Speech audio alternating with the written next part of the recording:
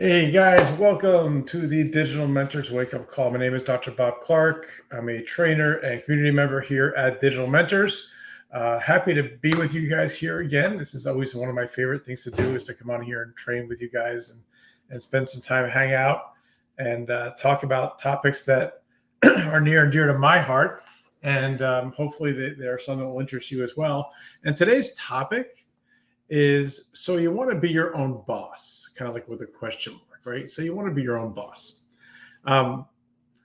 Fire your boss used to be the big mantra for network marketers, affiliate marketers who were part-time, right? They had a job, whatever. Fire your boss was always the thing you saw on the sales pages of whatever they were trying to sell, right? Fire your boss today, fire your boss quickly. Be your own boss. That was always when I first started out back in 2009 or so. Hey, Brian, when I first started out in 2009, that was a big deal, right? That was like the big mantra, and it played for a number of years. I don't see it so much anymore. Once in a while, I see it, but that used to be the big thing.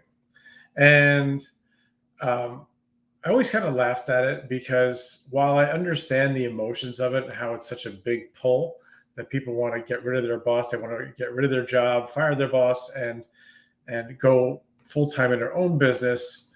What mostly happens is that people find out that being your own boss isn't as easy as they thought it would be.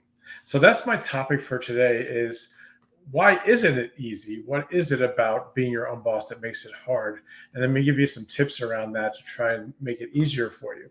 Because that's still really, the goal for many of us, right, is to fire your boss. It wasn't my goal early on in my online marketing career. I liked my job. I wanted to keep my job and do it simultaneously. But at some point, that did become my goal, was to get rid of my job, get rid of my boss, and go on my own full time. And happily, back in 2019, I was able to do that.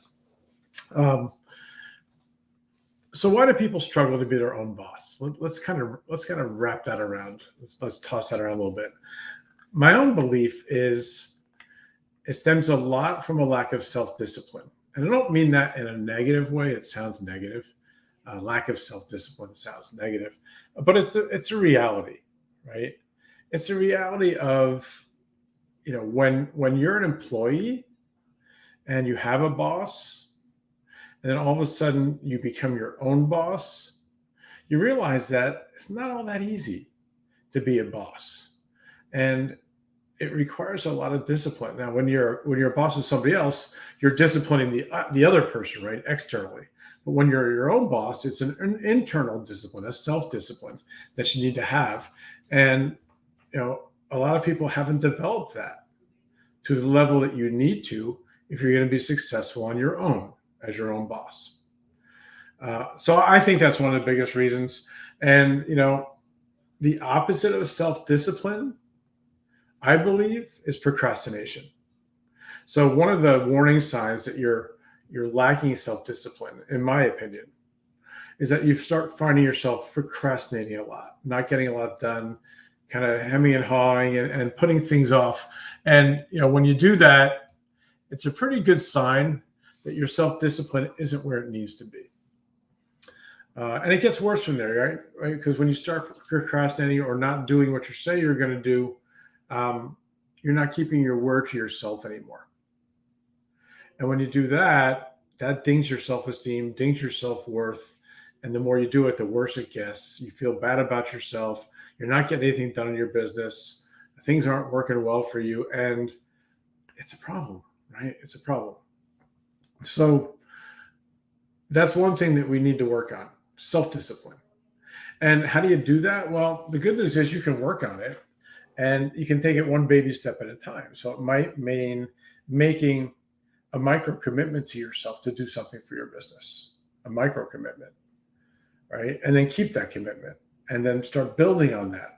And the more you do, or keeping these little micro commitments, right? It might be, one might be to friend request 5 people today. That's a micro commitment. It might be, I want to email my list today. That's a micro commitment, right? And you can make these little micro commitments, one a day, let's say. and start building up your self-discipline and how you feel about yourself. And pretty soon it's going to become kind of routine for you. And so that's probably the easiest way to do it, is make micro commitments, keep your word to yourself, keep doing what you say you're going to do. And when that happens, your self-discipline starts increasing, your skill increases in that area, and you feel better about yourself. So that's one of the easiest, quickest action steps you can take right now to become better at being your own boss, is to set and keep micro commitments every day. So that's one thing you can do. How else does being a boss differ from having a boss? So many of you guys, maybe people who are listening to this either live or the recording, maybe you guys have a boss. Maybe you have a job and you have a boss, and your boss might be great. Your boss might be the worst boss you've ever had. Doesn't matter. It's the same, because, as I said, having a boss, being a boss, very, very different animals. So one way that it differs from having a boss to being a boss is a loss of structure. Loss of structure. When you become a boss, become your own boss, and you don't rely on an external boss anymore, you lose some of the structure. When you're an employee, right, the structure is kind of laid out for you. You have tasks to do. You have set hours. You have set activities, set tasks, set goals, set deadlines. All these are set for you by your boss. Well, imagine now you're your own boss and you don't have that structure anymore.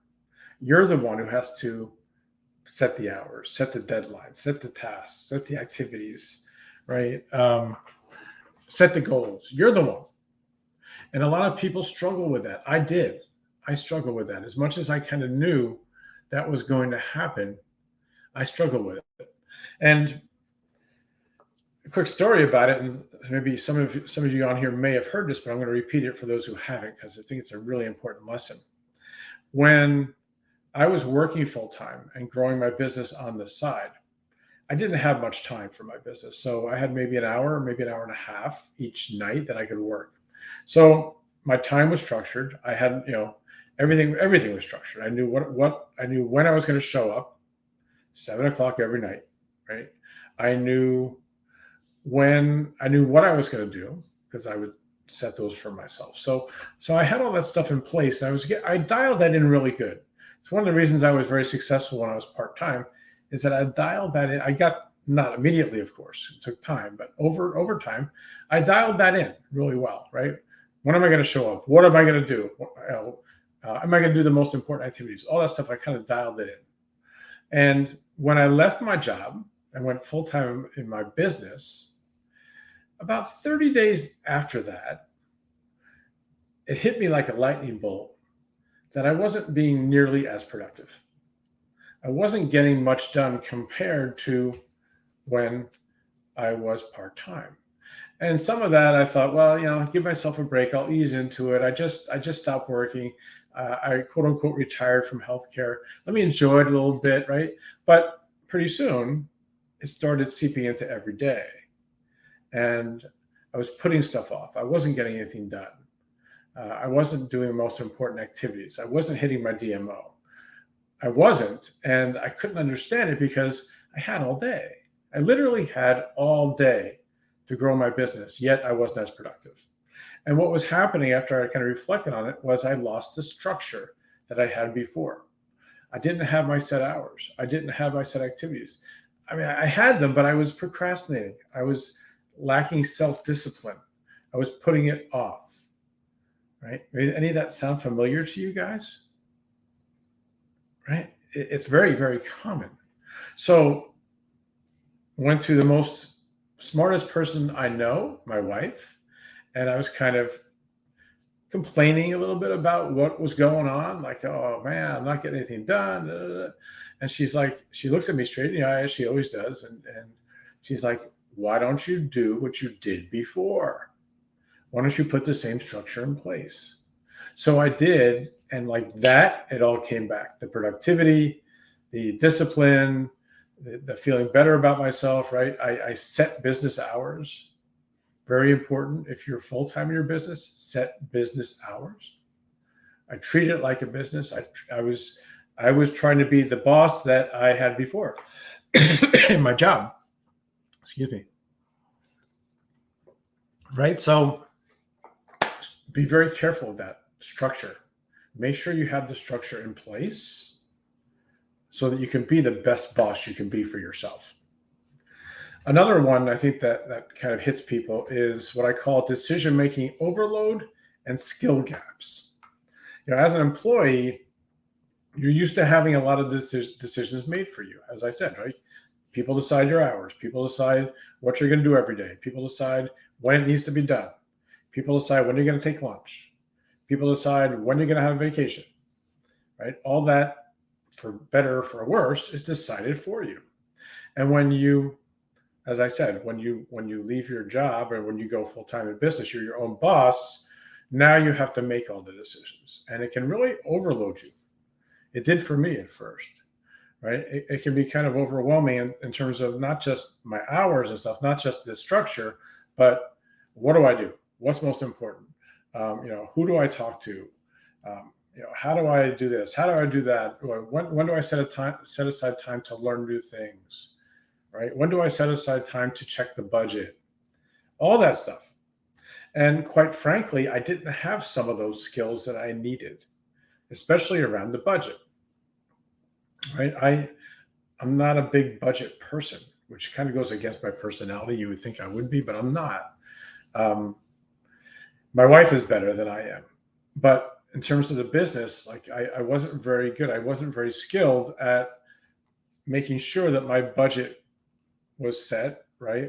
I was not overspending, that I was not doing things that I shouldn't be doing in terms of spending money and all that. So as a result, my spending the first few months of being after a full time was kind of out of control, right? I was, because when I had my job, I had discretionary income, right? So I could grab a training here, do this over there, hire a coach for this, hire an outsourcer or a freelancer for something else.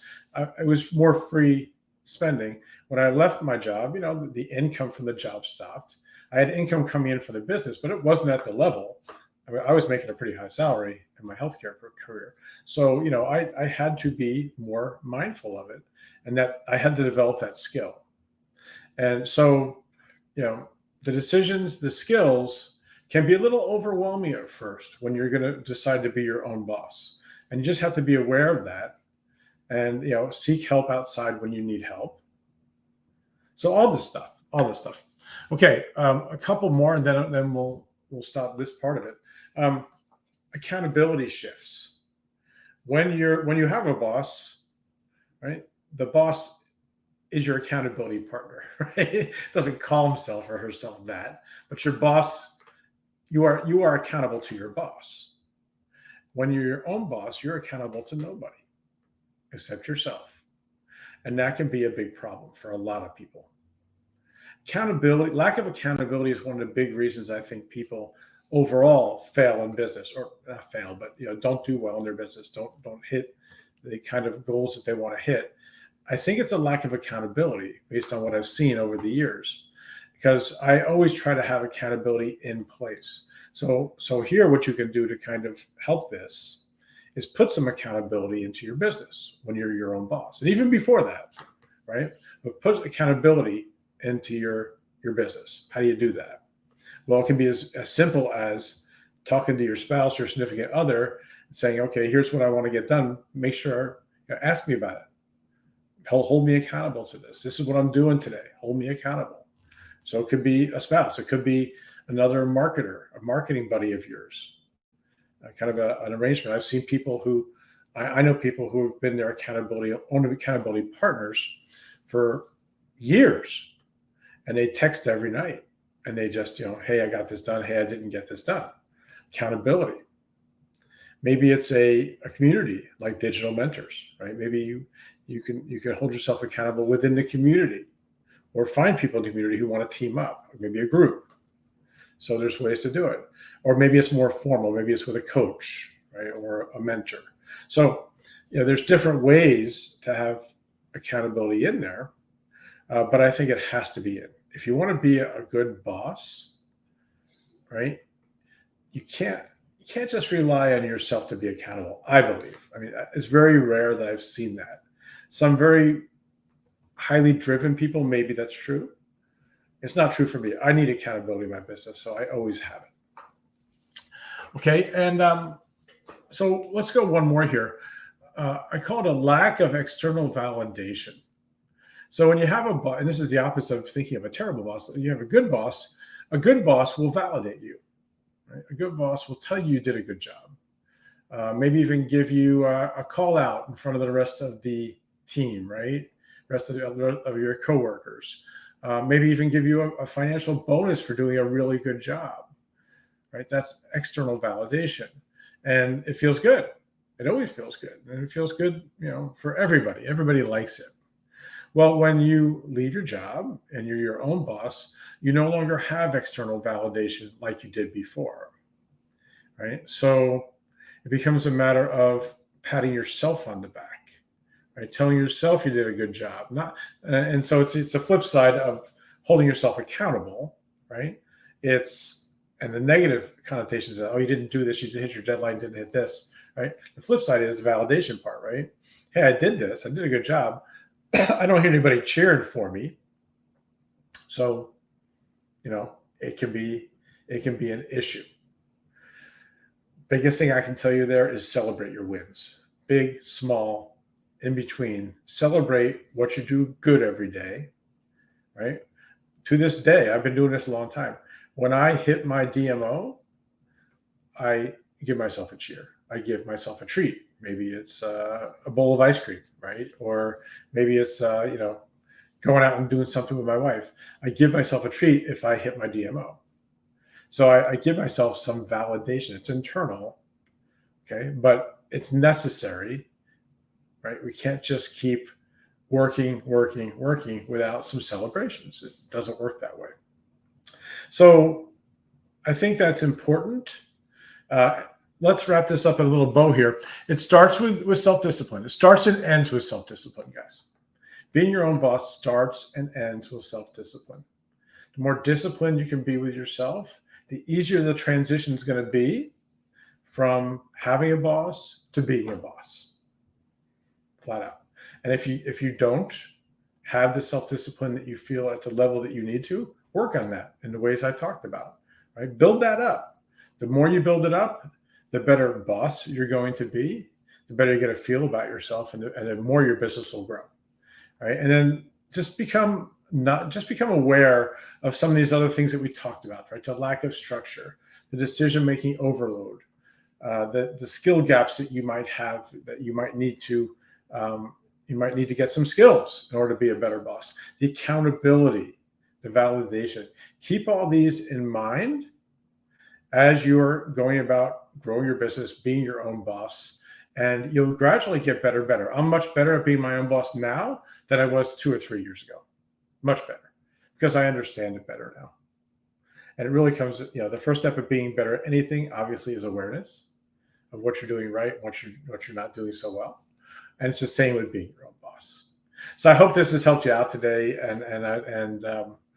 I think it's so important. It's such an important topic that is pretty much not thought about, because we're so excited to be our own boss that we don't think about what that really means.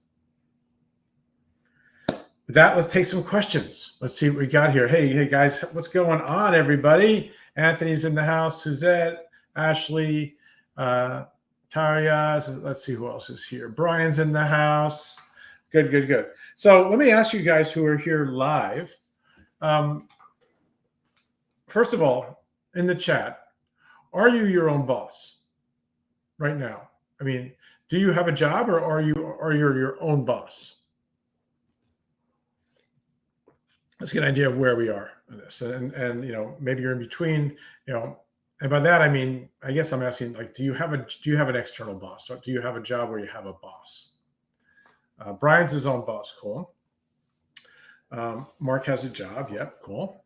Awesome. We all start there.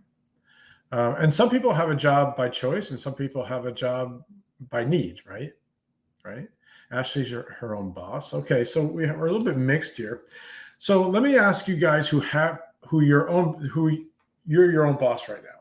So Ashley, Brian, anybody else who's your own boss. Did you struggle with that? Taria, answer two. Did you struggle with being your own boss? And if you did, where did you struggle? What was your biggest thing that you struggled with? That says his clients are your bosses. Okay, yeah. Anthony has a job, part-time work, a job working to go full-time. Got it. So Ashley, you still do. What do you think? Like maybe is it self-discipline? Where do you think you struggle there? I'd like to get an idea. Brian says yes, keeping structure and consistency. The C word, consistency, Brian. Yeah, it's funny. I'm doing a little survey with my tribe, and I'm asking them, where do you mostly want help? And I listed out a bunch of possible courses that I could create or I have created, and what would be the thing that they would want most. And consistency keeps coming up with everybody. It's the most popular answer right now, and it's because we all know that consistency is what breeds results, right? Chuck's in the house. Hey, Chuck, what's going on, sir? Chuck says it came easy. Had a couple of great mentors in their 50s. Awesome, man. Awesome. Yeah, Chuck's a rock star. Yeah.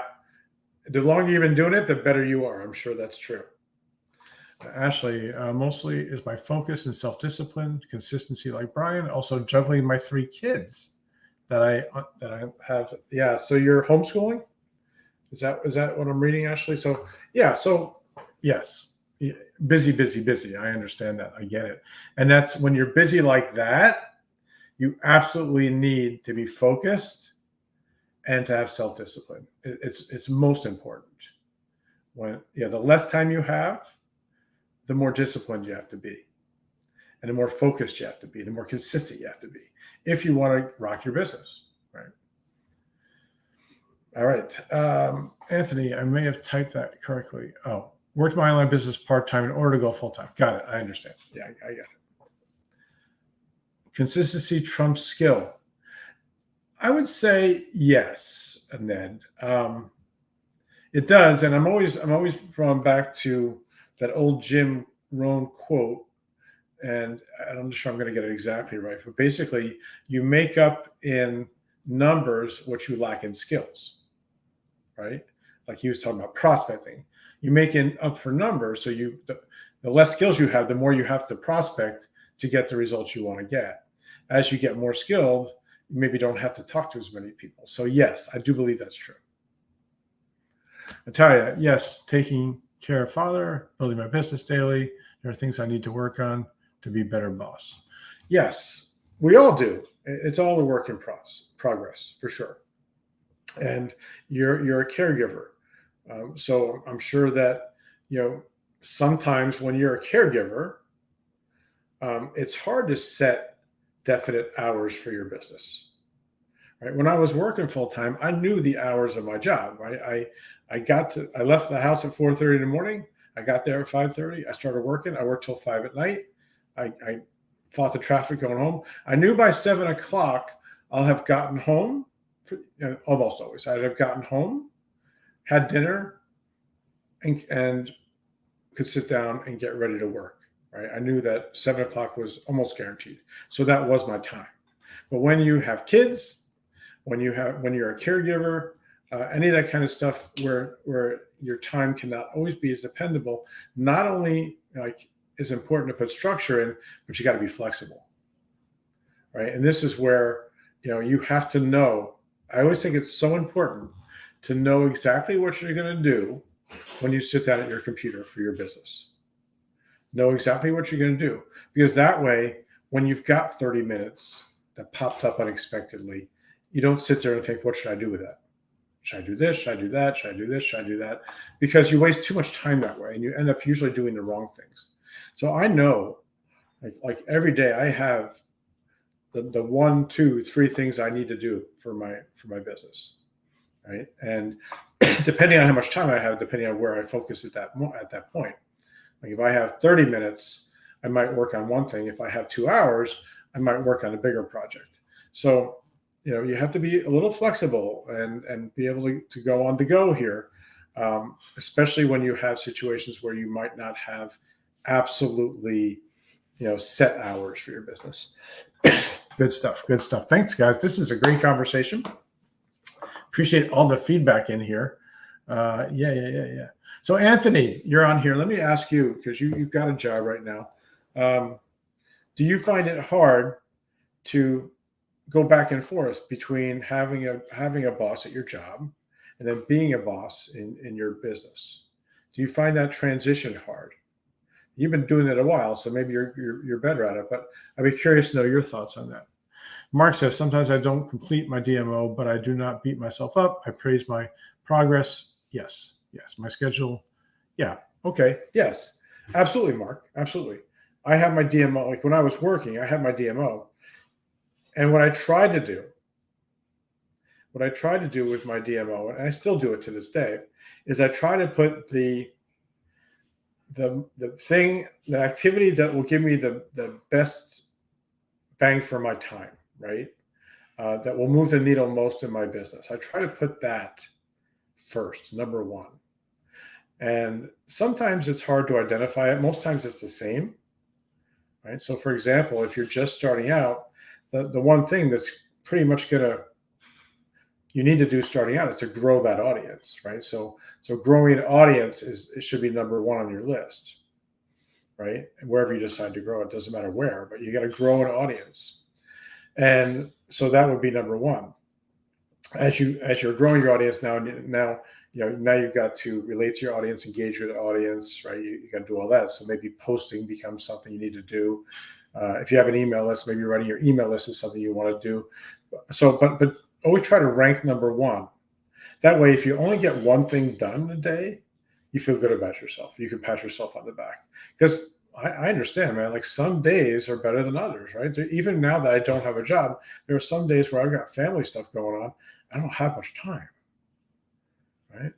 We got 4 generations in this house, and it's a busy place. And, I get pulled a lot sometimes, and it's fine, but sometimes it's unexpected.